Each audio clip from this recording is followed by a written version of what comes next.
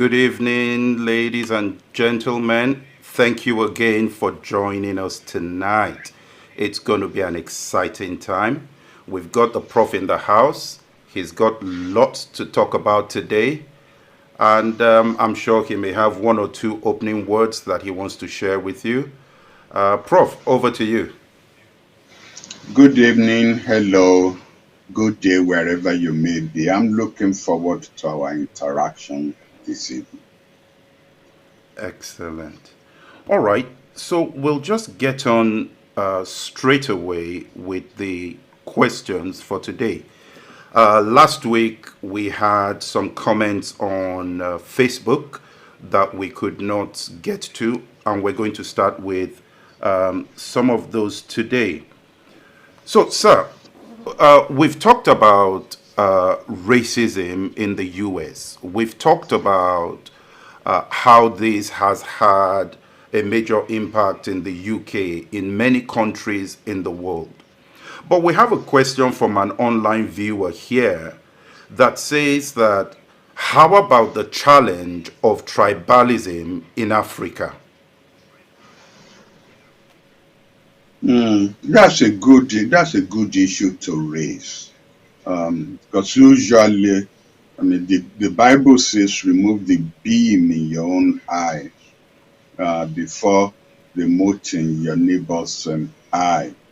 You see, racism and ethnicity, and I'm using the word ethnicity rather than tribalism because tribalism, when it is applied to Africa, it is meant to degrade us.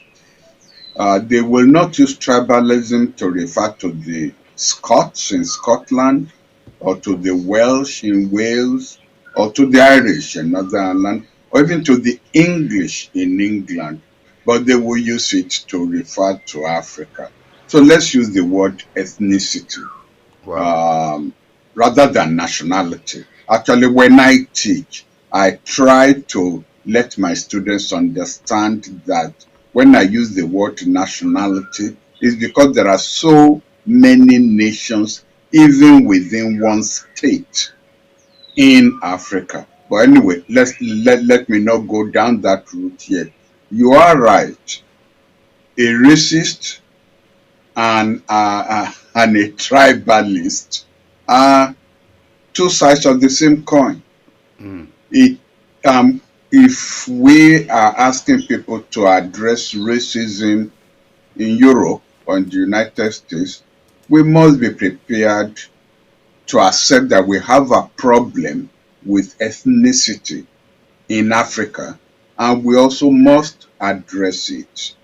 Unjustified discrimination against anyone because he belongs to a different ethnic group is unjustified. It should be addressed. Having said that, it is not acceptable that people from one ethnic group should then monopolize practically all offices of state, Mm.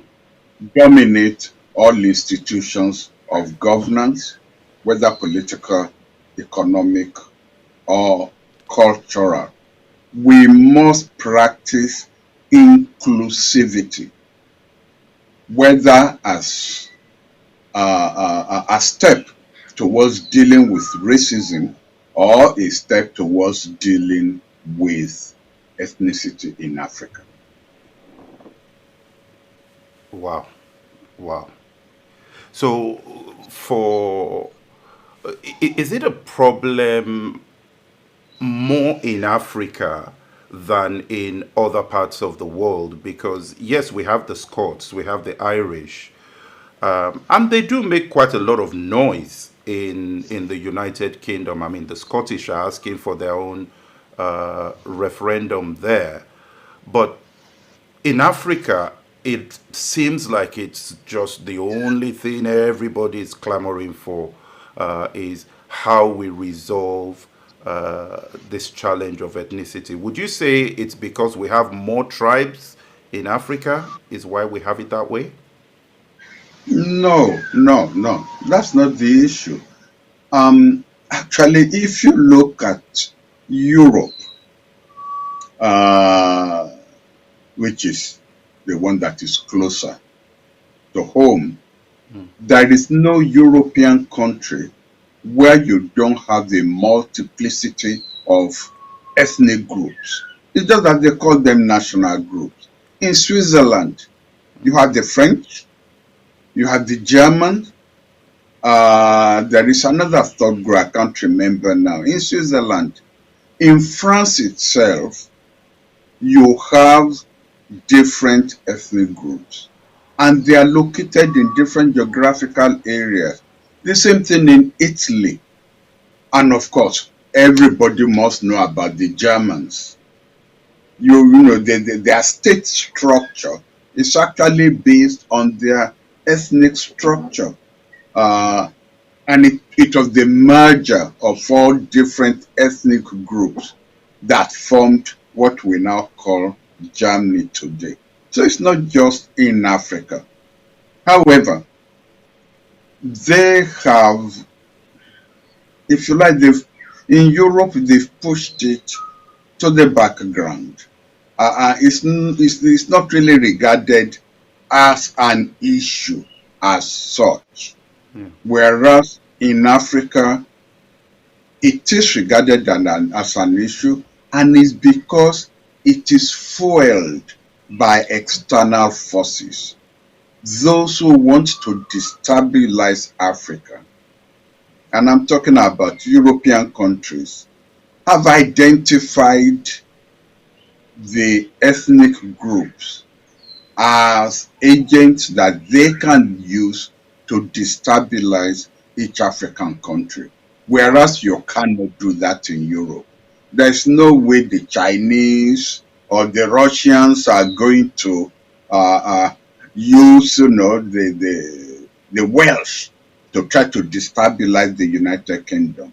Although some people have said that actually Putin used ethnicity to encourage Brexit, the Brexit vote. Yeah.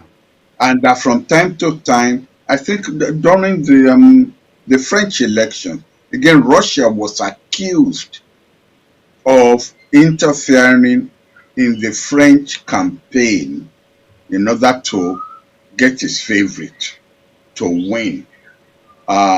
So all of these things are there. But in the case of Africa, it is the multiplicity of ethnic groups that external people use to try to destabilize us. Wow. Wow. Okay. Let's move on from that question. There's one here that says we are hearing very little about the United Nations stepping in to help mediate some of the major conflicts in the world. Does the UN still have a voice? Yes, the UN does have a role to play, especially now when, due to COVID-19 restrictions on travel, even diplomats have been grounded, and most of the nations of the world are concentrated on the domestic scene, just trying to cope with the COVID-19 pandemic. And yet, issues are starting to arise on the world scene which pose a danger to world peace. And since nations which normally serve as interlocutors, as mediators, like the Western countries and what have you, since they are busy, since their attention has been diverted, I think that the Secretary General of the United Nations, who under the Charter is allowed to use the good offices of his own office to mediate, to step up to the plate. You have a problem arising between India and China. Yeah.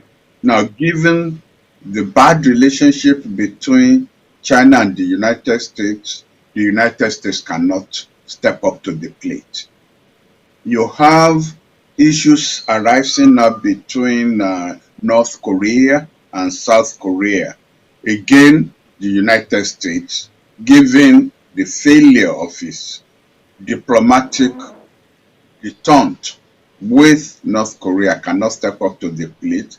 These are areas where the United Nations Secretary General should step up to the plate and seek to mediate, to dampen, to de-escalate while the world tries to get itself together. This is not a time for us to have a military outbreak of conflict anywhere in the world. Wow.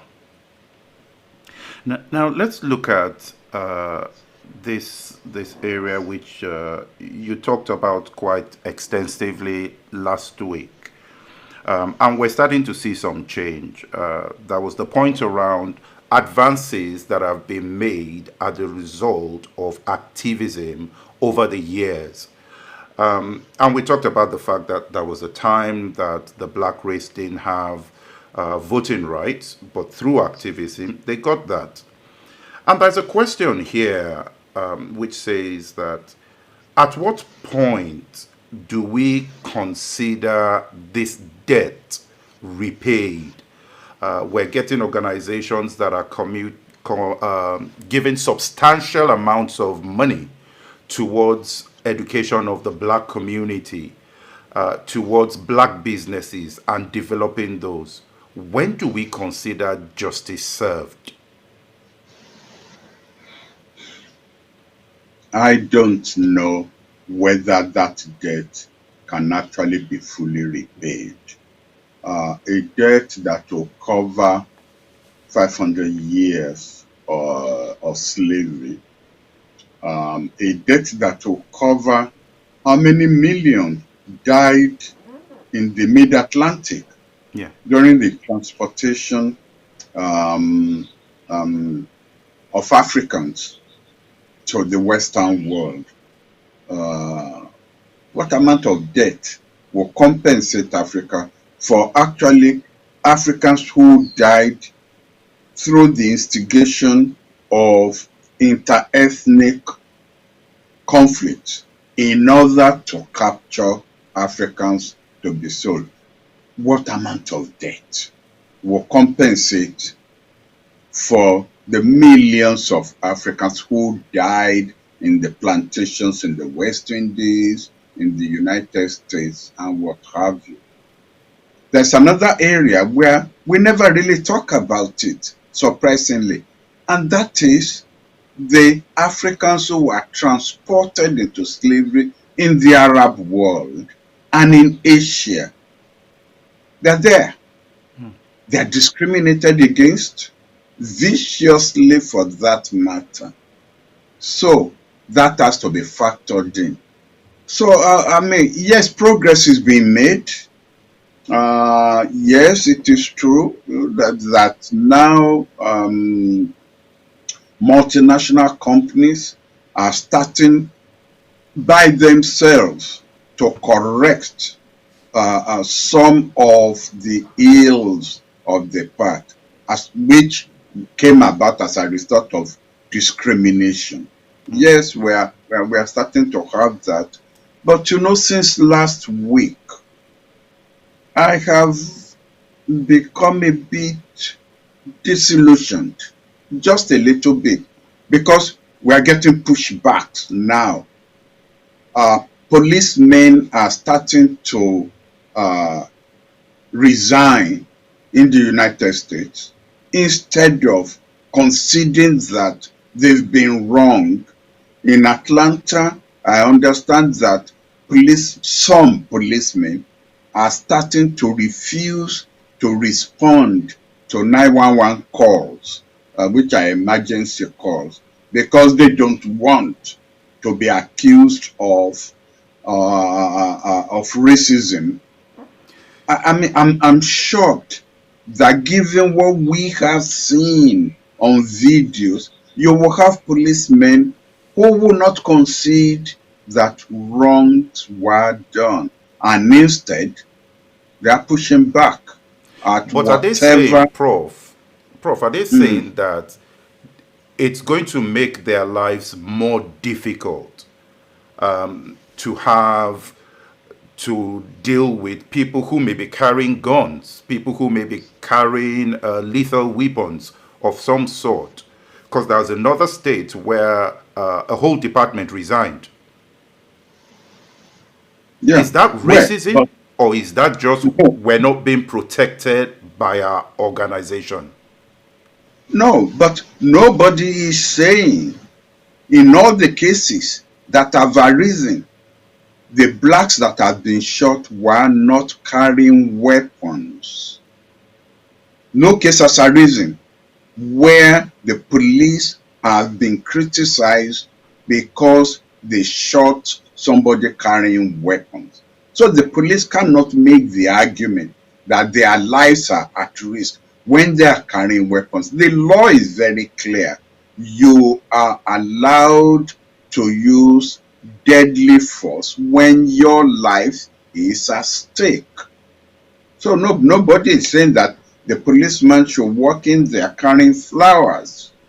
It's part of the pushback at what people are starting to see as, if you like, gains that may be made by not just the black community, the Latina community, because don't forget that all the demonstrations was multiracial. Yeah. Not just the black, multiracial. Yes. Yes. Wow.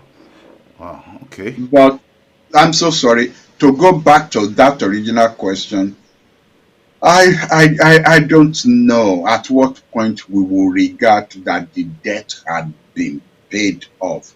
It will never be paid off. We will just have to make progress and move on.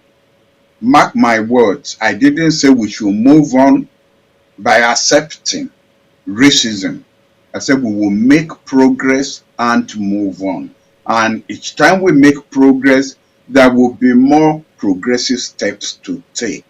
But that, that we will never. I mean, there are countries where Catholics are still discriminated against. Hmm. There are countries where Muslims discriminate against Christians after all these centuries. So human progress will always be work in progress. Even God in creating us is still work in progress. Prof, that's the second reference to some scriptures there. Are you considering changing profession? Maybe becoming a Moses at 80?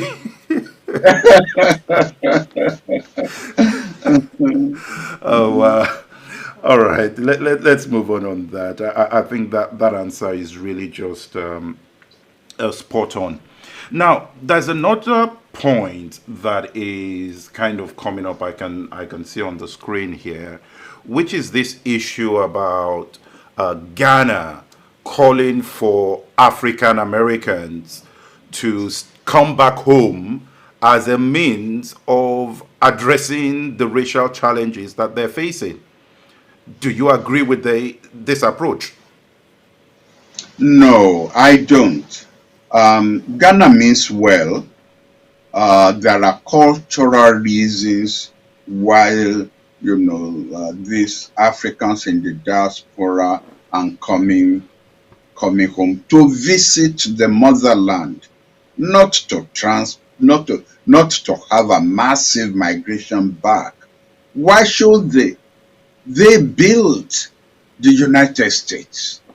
They built the Western world, working on those plantations, the sugar plantations in the West Indies, the cotton plantations in the United States. They built the United States. So why should they leave? Why should they come back to Africa. They should stay unless the white people are also going to go back to Europe, so that we leave the United States to the American Indians.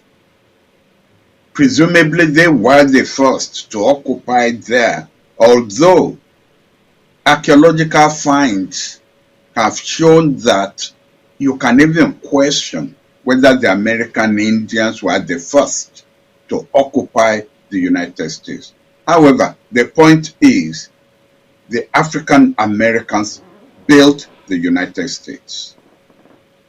They should stay and enjoy the profits of their blood, the profits of their tears, the profit of their contribution.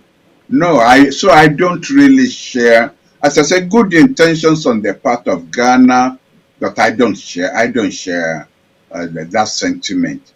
I'm prepared to embrace visiting Africa, visiting the motherland.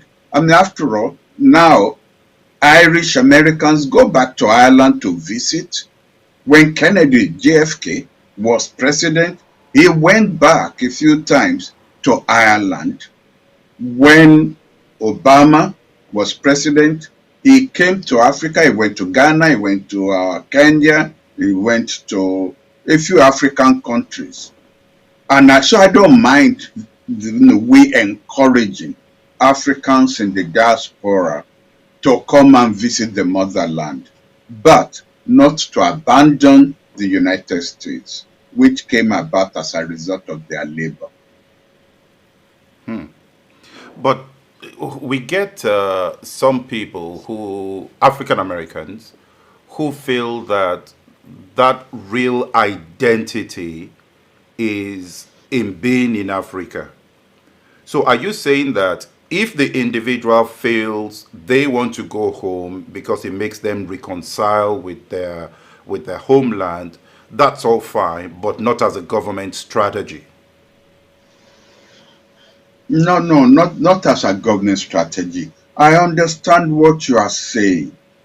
I have met African Americans in Africa who said for the first time in their lives, they feel they are home, they are welcome.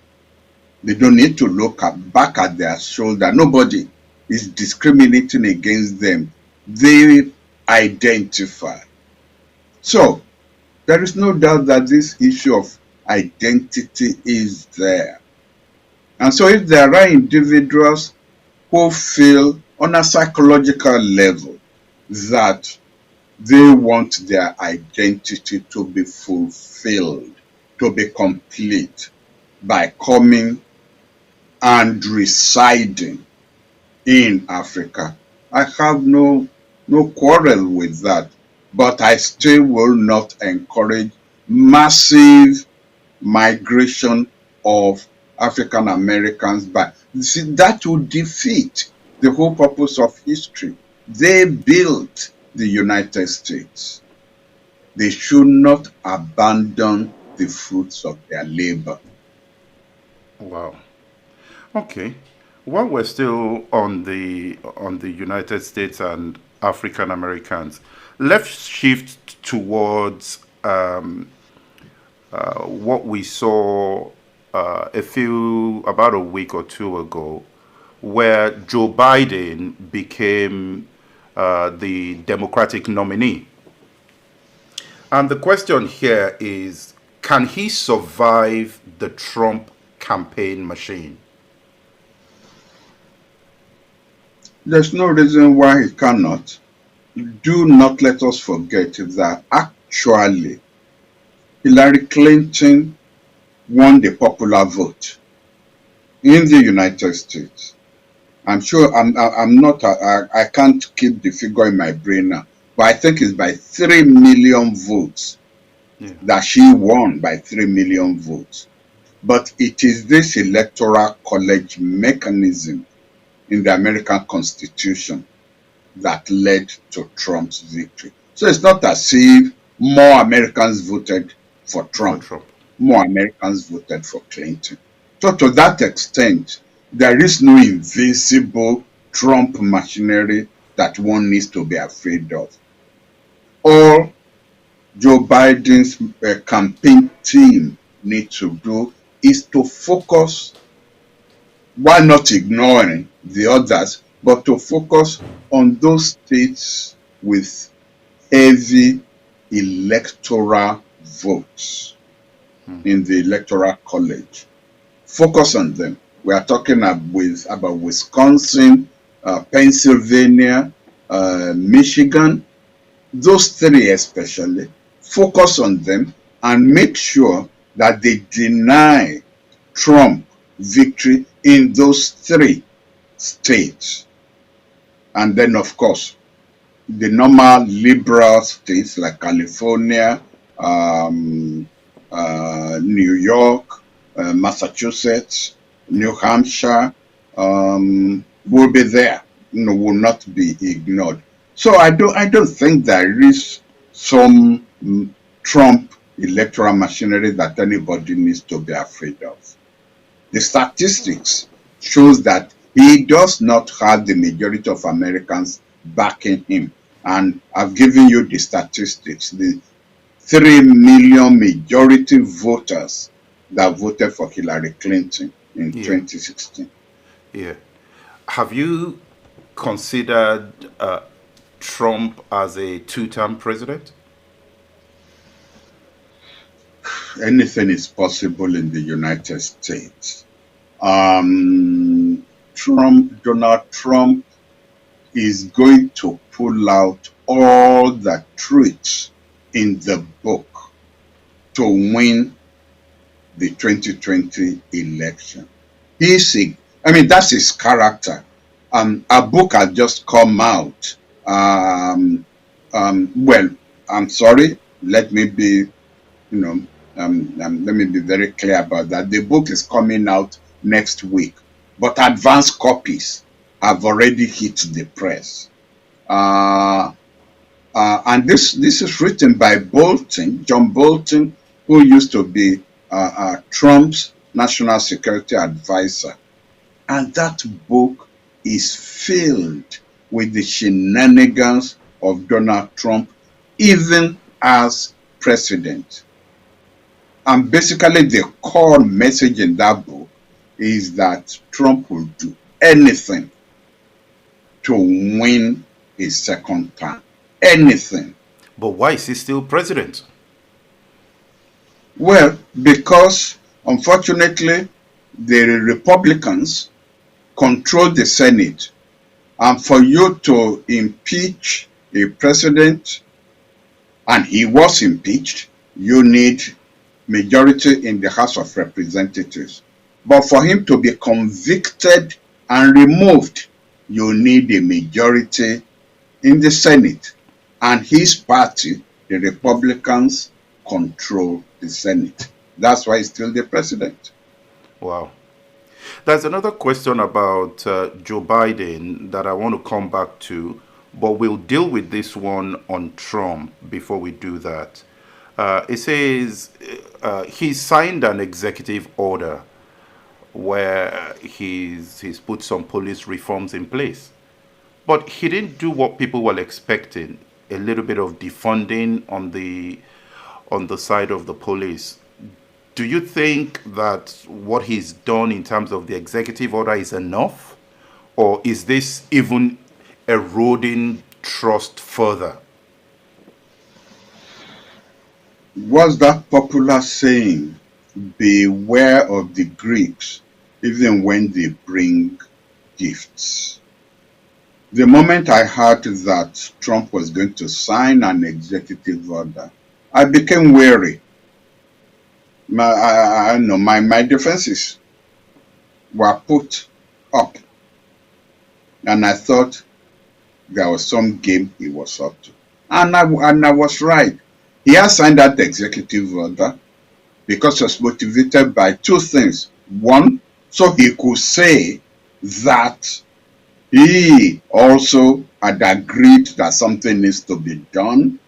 and two, to let the Republicans in Congress know how far he's prepared to go, and that far it will not be enough. Those are the two things that motivated him. So he will turn to the police and say, don't worry, I'll sign an executive order, but it won't make a difference to the way that you people will behave. So I'm not saying that there are no good parts in that executive order. For example, that choking should be banned except where the life of the police officer is at stake. Now, to me, if somebody is not armed, how can choking, that's putting your leg on his neck, be necessary because the policeman feels his own life is at stake? So you give with one hand and you take, with the other hand. I back the Democratic Party bill on police reform. I support it fully. I think that bill addresses the issue. We have seen what the Republicans have come up with, and again, it makes considerable positive movement on the part of the Republicans in the Senate, but it doesn't go as far as the Democratic one. The Democratic one will pass the House of Representatives, but it will run into opposition in the Senate. Hopefully, in the negotiation between the two, there will be sufficient progress made or sufficient consensus for one to be able to say progress has been made. But Trump's executive order does not contribute to that consensus. So you don't see this helping to reduce the protests that are still going on till now? Absolutely not. And do you see this protest even ending anytime soon, that is? I don't know. I don't know. I noticed that in Britain, if I'm not mistaken, it's now supposed to be a weekend affair rather than an everyday affair. Yes. Maybe that shows what will happen in the United States. But as long as the blacks are still being killed on a daily basis, the impetus for these people to be out on the streets will still be there. It would still be there. Okay. Okay. Now, going back to the question about Joe Biden, where he has said he's going to pick a female candidate as his vice president. What do you think about the prospects of a female vice president in the U.S.? I think it's about time. It's a mark of discrimination against the other half of the human race that a woman has never been president or vice president. It is about time, and it will be a good move on the part of Joe Biden to pick a woman as his vice presidential running mate. Let me stick out my neck a bit further. I think it should be a black woman, for that matter, because you then kill two birds with a stone. You address the female issue and you address the black issue. It should not be regarded as a monumental achievement that we've had a black president. Fine, one recognizes the election of Obama as a movement in the right direction, but I mean, compared to how many white presidents we've had, and how many white vice presidents we have had. Those two jobs should not be a monopoly of the white race. Again, it should reflect the multiplicity of the races in the United States. Yeah, There but should be inclusiveness in the candidates who will run and in the people who will occupy those two offices. that role of the vice president, I know in some countries in Africa, people have referred to that as being a role without much power. And even in the US, you look at Mike Pence today, and it's not clear how much he's really involved in the strategic things. Do you think that that role is strong enough to be? Is it powerful enough for a woman, and does it represent enough of a move, not just because it's a woman and not just because it's black? I know there's no other thing you could give other than the role of the president that would be higher, but even that, is it enough? Offer me the post, I will accept it any day. I will accept it. No. Your vice president is as influential and as powerful and as dignified as a president wants it to be.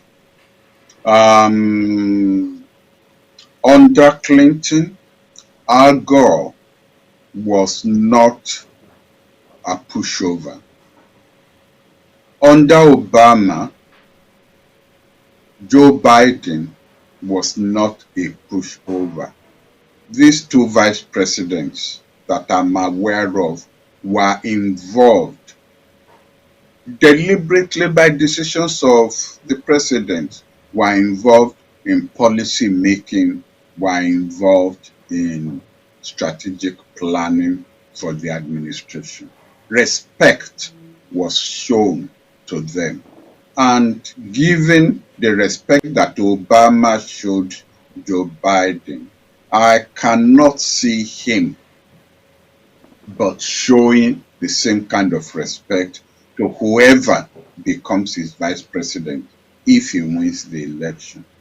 But you are right that nothing is written in the Constitution that gives independent powers to the vice president. All powers on the executive level are concentrated on the president.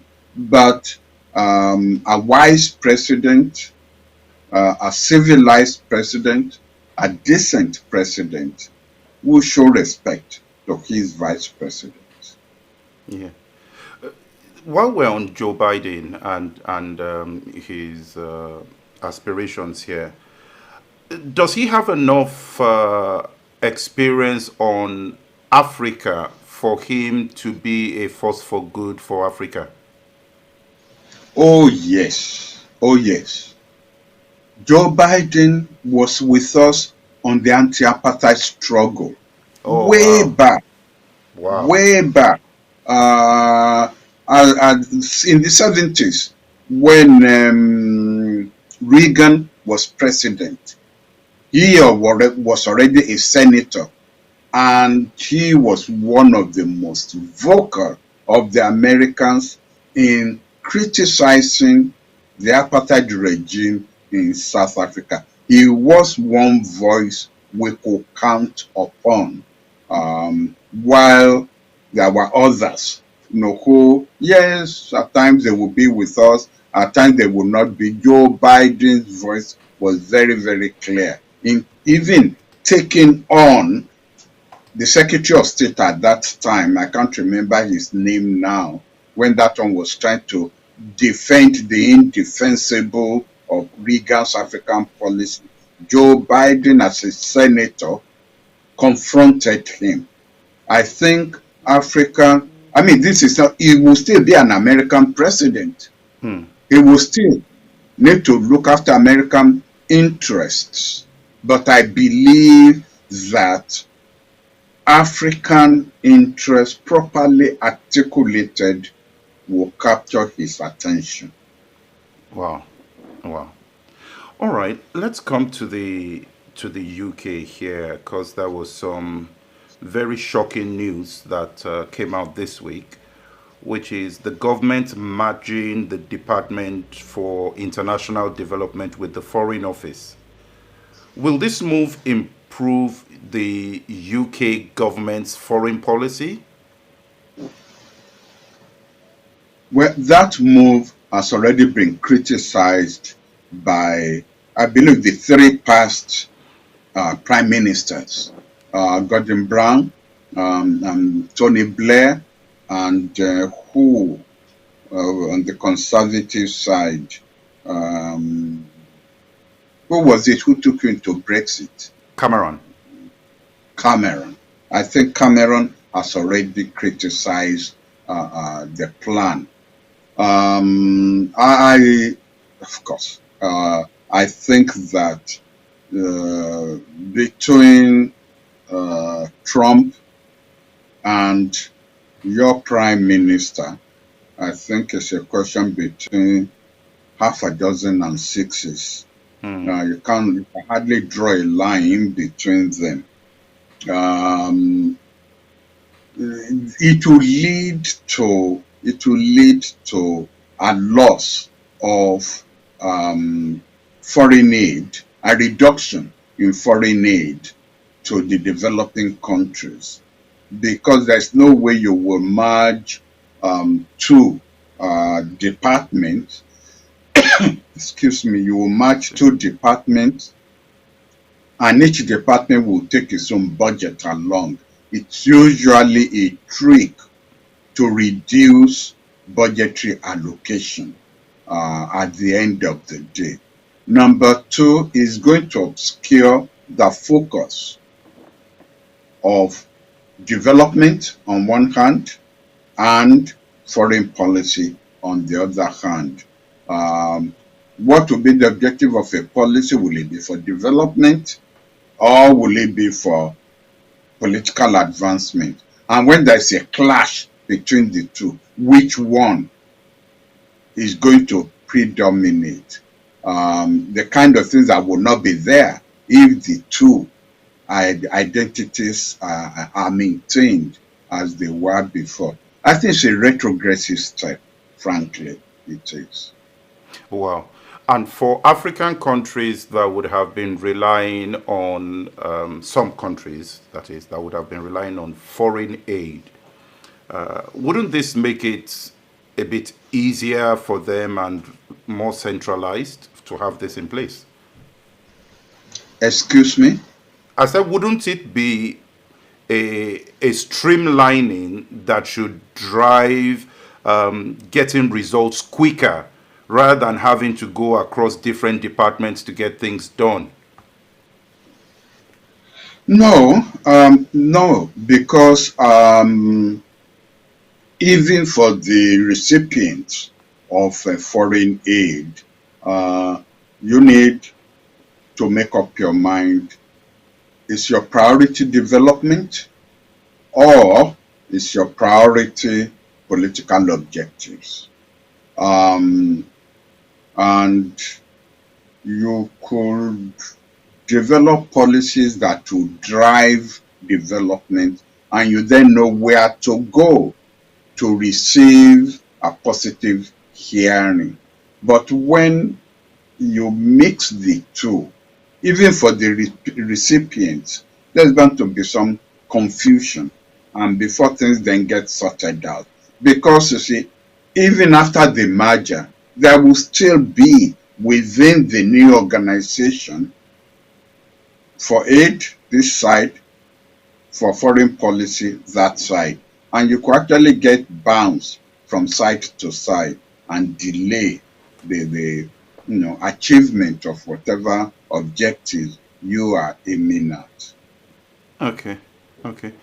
Now, while we're still talking about these foreign issues here, let's end on the other developing story between North Korea and South Korea, where they have blown up the building where they would normally go to have diplomatic conversations. There is a lot happening in the different nations of the world, as we said earlier. With all these tensions rising, do you see a push more towards more major conflict in the world? Well, yes, there will always be some heads of states who will want to exploit the vacuum that we have now in mediation in the world. They would want to exploit the fact that attention has been diverted to domestic scene and then see whether they can get away with encroaching or heating up whatever conflict they have with their neighbors. Yes, you expect that, but however, the good news, I believe, is that most heads of states are level-headed enough to turn their attention to the need to deal with the COVID-19. Having said that, let me draw the attention of others to an issue which has slightly gone under the radar. Now, I recall that there was the good news that some new medication has been found. I won't even attempt to pronounce it. I can't pronounce it. Has been found that helps the victims of the COVID-19, the ones that are critically ill. Yes. Now, obviously, from around March, some nations were already aware of this, and they have started stockpiling it and preventing it from being exported abroad. From March, they were already aware of it. So, this is evidence that in tackling COVID-19, we are still going to be confronted with me first. Others can take care of themselves. This is not going to be good for the development of a new world order, because this is the other side of the coin of heads of states who will be trying to exploit this kind of deviation of attention for their own benefit. Wow. You bring up COVID-19 there. Let's end on that note, because initially we saw the spread outside of Africa, US, China, Europe. We saw that break, and then the numbers started to come down. It's been reported now that a lot of states in the US have started to see an increase in the number of infections. Africa has also started to report an increase in the number of infections and deaths. Yet, we are proceeding with opening up parts of the economy. What do you think about that? Well, both in the United States, in China, and in Africa, the increase is due to the same thing: policy-driven opening up of the system. And it's because we really don't know how to handle this pandemic. Nations have come to a conclusion that they cannot allow their economy to be destroyed that they cannot allow unemployment to go sky high. They cannot allow people to starve to death because of the lockdown. So it's not that they believe opening up will tackle the pandemic. No, they just want to open up the economy so that the economy does not get destroyed, that people start getting back into employment, and people start earning salaries, and people start being able to feed themselves.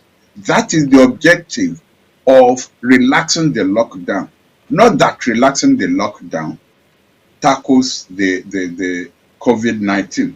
That will be tackled by the vaccine, and we haven't reached that stage yet. We're on the third stage. I think both in the United Kingdom and in the USA, we're in the third stage of testing the vaccine.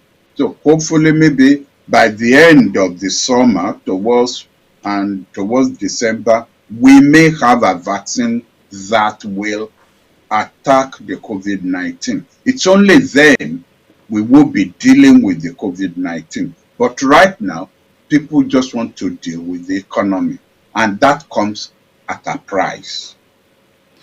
One of the things we're seeing here is, so I know of some organizations where they are putting in plans to cope with COVID-19 and some of the social distancing policies and things like that. But then those policies are starting to make going back into offices not even something people are keen on doing. And it's likely to have an even major effect on the economy. Do you see the economy going much worse before things start to get better?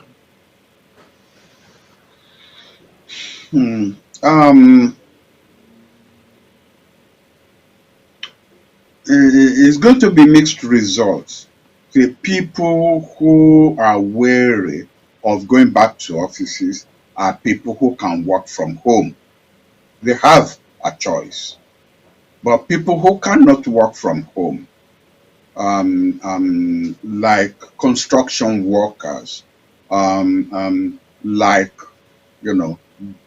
drivers of mass transit and everything, they have no choice but to go back in order to make a living. So in some areas, the economy will go belly up, and in some areas, there will be the indices will improve. But at the end of the day, I think we're a long way from having an economy that works. Wow. An economy that even goes back to the level it was before the lockdown. I've read somewhere that where economists have said we may have been 2 to 3 years from having the economy that will get back to that level that it was before the lockdown. 3 years. Now, that's something to think about. Wow. Wow. On that note, Prof, always as insightful as ever talking to you. Even the historical slant, never knew Joe Biden was involved in apartheid when you were fighting the cause as well. Very insightful. Thank you so much for your time. And to our viewers, thank you for staying with us. Thank you for being there. Thank you for the questions. Please keep them coming, and the Prof will answer these questions. And for today, we were on Instagram as well, and we will continue to be on Instagram on this program. So you can share that with your friends. We'll put more information on this. We'll make it available on Facebook. The videos are immediately available on YouTube. So you can go to our YouTube page, syncterfacemedia.com. Not only would you see this clip, you will see the previous ones as well. And on our website, you would see Prof's profile, and you would see some of the video clips as well, where we've extracted short sound bites that you can digest very quickly and share on all social media platforms. So thank you for joining us this week, and we will see you again next week. Thank you.